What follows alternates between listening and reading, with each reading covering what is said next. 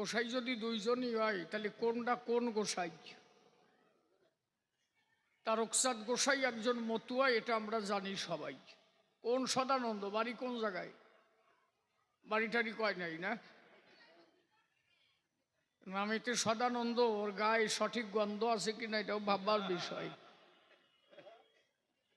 থাকেন চুপ করে, আপনারা আলোচনা শুনেছেন এত সময় আসরে, রিভাবটা একটু দেও চড়াইয়ে। এক এক করে ধরে ধরে তার জবাব করব দান। বিভিন্নভাবে প্রশ্নপত্র তুলে ধরেছে সভাগাত্র, অত্র তার দেব সমাধান। প্রশ্ন হয়েছে পরপর 3 খান 4 খান। বাহ! হরিচাঁদকে আসল বললে কেন? অনন্য যুগে যত অবতারগণ, এ যুগে ভক্ত তাহা হতে বলবান। তাহলে মতুয়ারা এত শক্তি কোথায় পায়? অনন্য অবতারে যা নাই এ যুগে তাই। আর একখানা প্রশ্ন হয়েছে, মতুয়ারা এই ডঙ্কা কাশি নিশান নেয় কেন? এর দ্বারা কি পায়?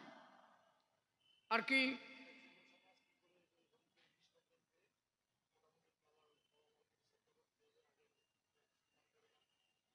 আরে ওগুলো তো রিফারেন্স, বলো তো। তাহলে বর্তমানের ইয়ং জেনারেশন এরা কিভাবে ভালো হবে?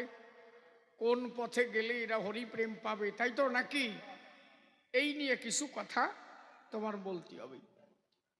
যাকে ওর যতটুকু বোধ বরাদ্দ প্রশ্ন করেছে সেই পর্যন্ত, এবার আমি করব ঘাট শ্রাদ্ধ।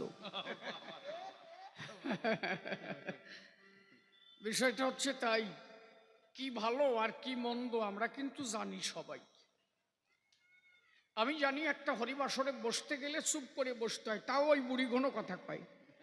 উনি জানে যে এখানে থাকতে হলে চুপ করে থাকতে হবে, কিন্তু উনি ঘন কথা কবে। প্রত্যেকটা ইয়ং জেনারেশন এরা জানে কি হলে ভালো থাকা যায়। পরের মেয়ের দিকে তাকাবো না, কারো মেয়ে যদি রাস্তা দিয়ে যায় মা বলে ডাক দেবো, কিন্তু দেখার সাথে সাথে দে। হ্যাঁ, এটা তো তোমার হওয়ার কথা নয়। ও নিজেও জানে যে এটা ঠিক না, কিন্তু তারপরেও করবো ওই বুড়ির মতো কথা কবেই।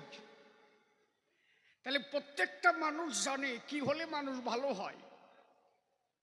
সদা সত্য কথা কও, সত্যই পরমং তপ, সত্যই পরম ধর্ম, সত্যই পরম ব্রহ্ম, সত্যই পরতরানতি। একমাত্র সত্যের উপরে